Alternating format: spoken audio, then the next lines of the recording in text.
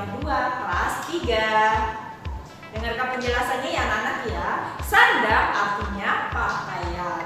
Teknologi sandang adalah alat yang memudahkan untuk membuat pakaian. Pakaian merupakan kebutuhan pokok bagi manusia ya anak-anak ya.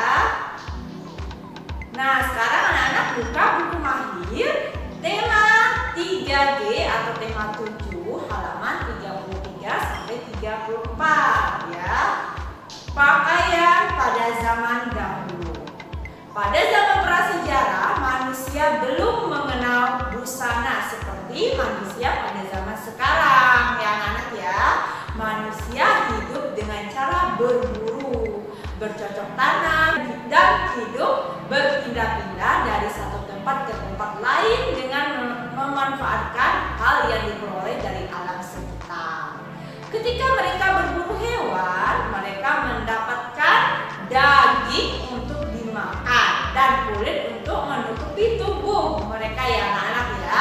Pada saat itu manusia baru berpikir untuk melindungi badan dari pengaruh alam sekitar seperti gigitan serangga, seterusnya pengaruh udara, cuaca, iklim, dan benda-benda lain yang berbahaya. Ya, pada paragraf pertama ini ya, apa isi paragrafnya anak-anak ya? Coba siapa yang tahu? Iya, isi teks pada paragraf pertama ini yaitu tentang manusia berpikir bahwa pakaian digunakan untuk melindungi diri dari gigitan semut atau serangga. Seperti itu ya anak-anak ya. Sekarang kita lanjut ke paragraf kedua.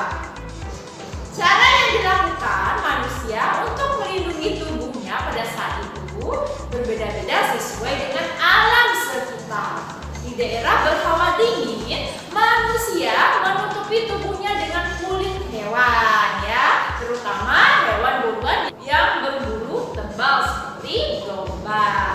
Kulit hewan tersebut dibersihkan terlebih dahulu dari daging dan lemak yang menempel. Kemudian dikeringkan ya anak-anak ya.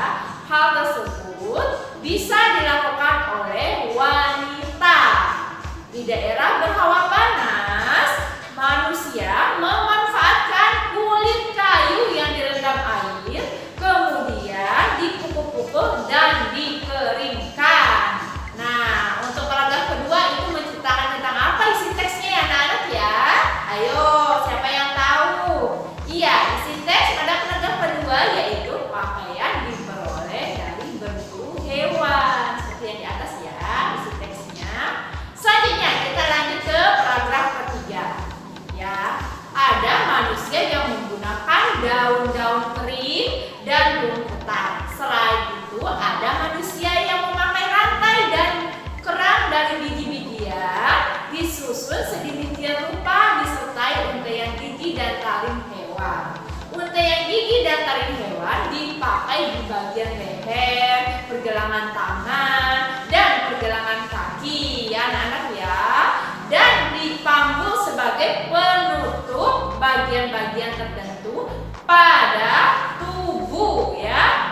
Ya, ayo di paragraf ketiga ini ceritanya tentang apa isi teksnya anak-anak? Coba siapa yang tahu? Iya betul, ini di atas ya. Isi teksnya pada paragraf ketiga adalah pada zaman dahulu daun berfungsi sebagai pakaian. Iya, kita lanjut ke paragraf keempat ya anak-anak ya. Pemakaian untaian gigi, taring, dan tulang hewan selain berfungsi untuk penampilan dan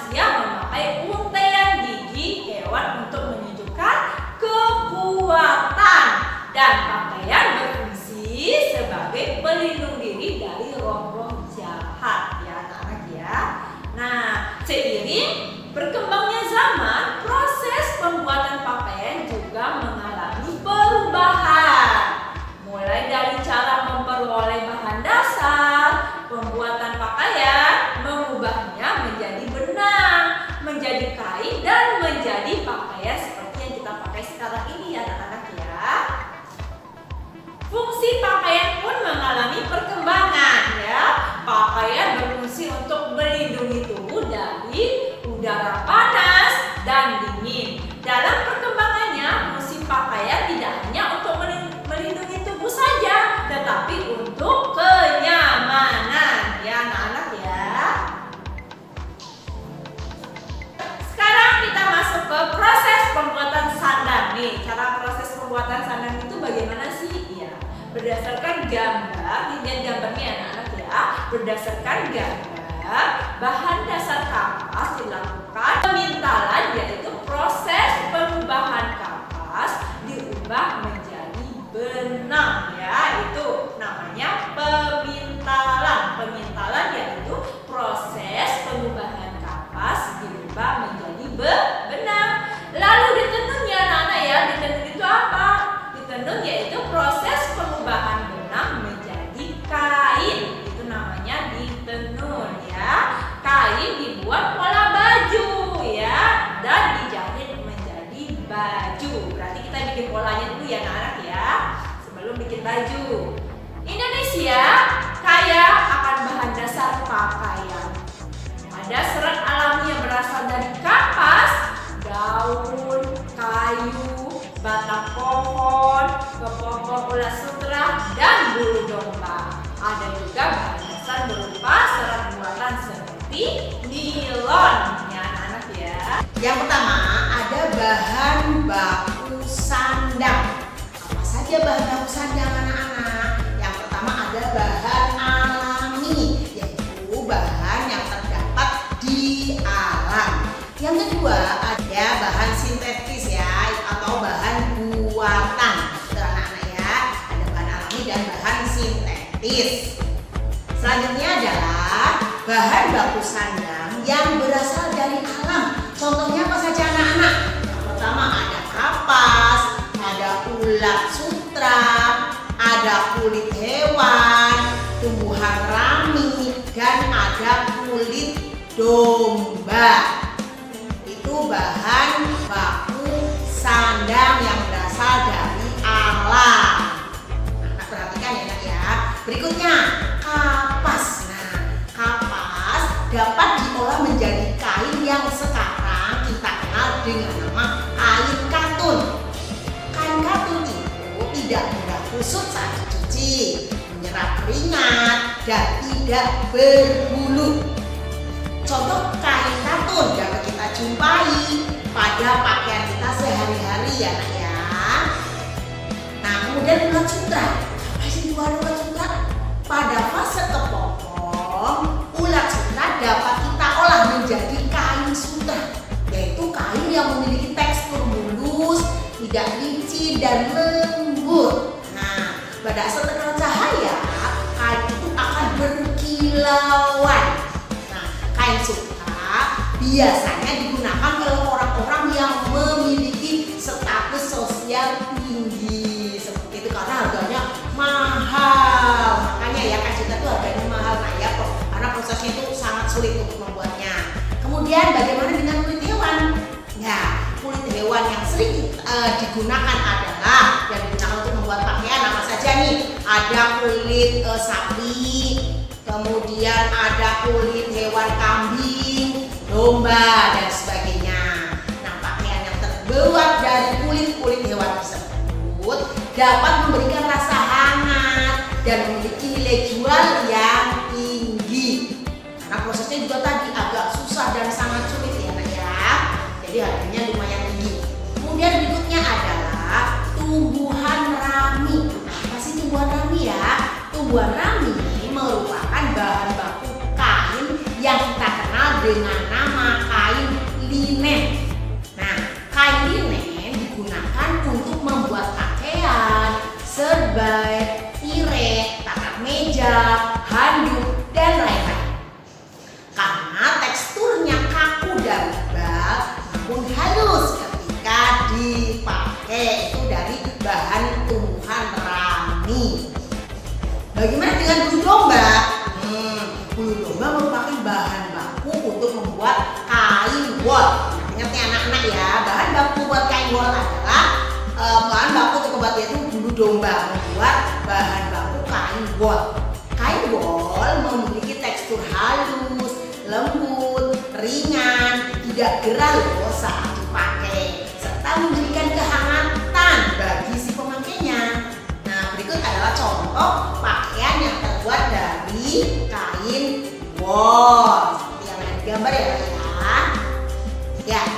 bagaimana dengan bahan baku sintetis atau yang berasal dari bahan baku buatan? Contohnya adalah kain spandek, yaitu kain berbahan spandek bisa kita temui ketika kalian memakai baju olahraga. Nah, seragam olahraganya adalah berasal dari biasanya dari kain spandek.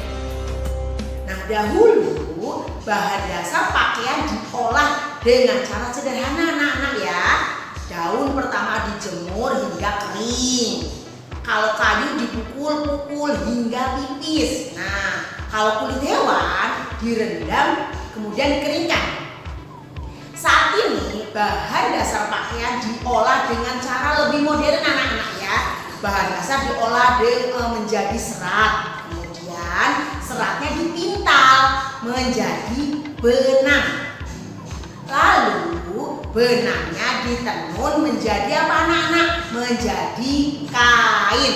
Nah, semua itu dilakukan dengan mesin yang sudah canggih karena sudah zamannya lebih modern sekarang ini anak-anak ya. Ya, bagaimana sih macam-macam contoh produksi sandang? Perhatikan anak ya. Yang pertama ada kain adat. Apa itu kain adat? Salah satu contoh produksi sandang yang memiliki banyak fungsi. Kain adat dapat digunakan sebagai bahan pakaian sehari-hari. Biasanya dipakai saat upacara adat, dipakai juga ketika menampilkan tarian daerah, dan biasa juga digunakan ketika ada upacara perkawinan. Itu kain adat yang pertama. Nah, beberapa daerah kain adat juga digunakan saat ada keluarga yang meninggal ya, menggunakan kain adat. Nah, karena setiap daerah memiliki kain adat. Kain soket misalnya dikenal sebagai kain adat orang Melayu, yaitu kain soket. Kemudian ada lagi kain sasirangan yang dikenal sebagai kain adat suku Banjar di Kalimantan. Nah, kalau orang-orang di Jawa memiliki apa anak-anak? Nah, kalau orang-orang di Jawa memiliki batik dan lurik. Nah, kain tenun dikenal juga sebagai kain adat dari Nusa Tenggara. Itu ya, kain adat yang ada di beberapa daerah di wilayah Indonesia. Nah, kain adat di Indonesia sangat istimewa loh anak-anak. Karena apa? Kain adat dibuat dengan menggunakan bahan yang ada di lingkungan di mana mereka berada atau mereka tinggal. Nah, warna kain juga berasal dari bahan alami loh anak-anak. Nah, kain adat umumnya dibuat dengan cara ditenun dengan menggunakan tangan. Sangat sederhana ya Nak ya. Nah, bagaimana dengan pakaian profesi? Apa sih anak-anak? Ada yang tahu nggak? Apa itu pakaian profesi? Pakaian profesi adalah pakaian yang digunakan oleh profesi tertentu. Pakaian profesi dikenakan sesuai dengan keperluannya anak-anak ya. Pakaian profesi itu adalah sebagai tanda pengenal suatu profesi seseorang. Seperti itu anak-anak ya. Nah, apa saja ya manfaat teknologi produksi sandang? Pasti banyak sekali manfaatnya. Anak-anak harus perhatikan. Manfaat teknologi produksi sandang di antaranya. Yang pertama, mempermudah proses produksi pakaian. Catat anak-anak ya. Yang kedua, mempercepat proses produksi pakaian. Yang ketiga, menghemat waktu proses produksinya. Dan yang keempat adalah produk yang dihasilkan pastinya akan lebih banyak. Itu ya. Kemudian apa sih? Ada nggak ya dampak negatif dari perkembangan teknologi sandang? Kira-kira ada nggak anak-anak ya? Dampak negatifnya ada nggak? Ada dampak negatif dari perkembangan teknologi sandang. Di antaranya apa saja? Yang pertama, dampak negatifnya nih anak-anak ya. Pertama, mencemari lingkungan. Yang kedua, adanya pengurangan tenaga kerja manusia karena tenaga kerja manusia diganti dengan mesin yang lebih modern. Seperti itu anak-anak ya dampak negatifnya. Nah, sekarang anak-anak buka buku Mahir Mahir halaman 34 tema 3G ya. Yang pertama, kalimat yang berhubungan dengan pakaian. Ya, anak-anak siapkan buku mahirnya dulu, dibuka halaman 34 tema 3G. Kalimat yang berhubungan dengan pakaian. Yang pertama, manusia menggunakan pakaian untuk melindungi tubuh dari udara dingin.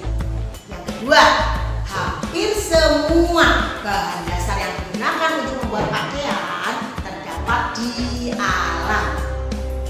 Tiga, pakaian yang berasal dari bulu domba biasanya dikenakan saat musim dingin supaya hangat ya anak-anak ya. Yang keempat, pakaian yang menggunakan bahan dasar dari serat sutra biasanya berharga mahal karena dianggap istimewa.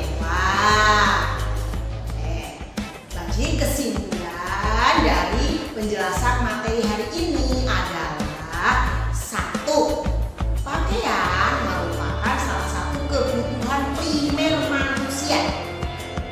Yang kedua, pakaian digunakan untuk melindungi tubuh manusia.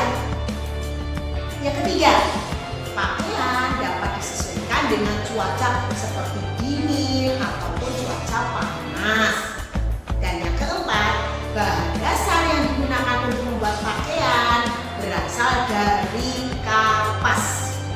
Yang kelima, serat sutra dihasilkan dari liur ular. Yang keenam, benang merupakan bahan yang digunakan untuk membuat pakaian. 7, pakaian merupakan salah satu kebutuhan dasar manusia. 8, pembuatan benang menjadi kain dilakukan oleh penenun. Yang kesembilan, mesin jahit digunakan untuk menjahit pakaian. 10, pewarna tekstil yang digunakan untuk memberi warna pada benang. 11, membuat pola dilakukan sebelum memotong kain. 12, penjahit akan membuat pakaian sesuai ukuran tubuh manusia. Dan yang terakhir adalah kemajuan teknologi memudahkan pembuatan pakaian ya. Nah, anak-anak, dari penjelasan tadi Bu Ada dan Bu Lita untuk materi hari ini, setelah anak memahami penjelasan tadi, anak-anak ada tugas yang lupa. Tugas hari ini adalah kerjakan buku mahir tema 3G. Yang pertama, halaman 34, aktivitas 1 dan aktivitas 2. Yang kedua, halaman 35, aktivitas 3. Yang ketiga, halaman 54, aktivitas 1 dan aktivitas 2. Jadi tugas hari ini ada 3 anak-anak. Bu Ada dan kita berharap tidak ada yang terlewat ketika mengirim tugas. Makanya video pembelajarannya harus disaksikan dari awal sampai akhir. Oke, demikian dari Bu Ada dan Bu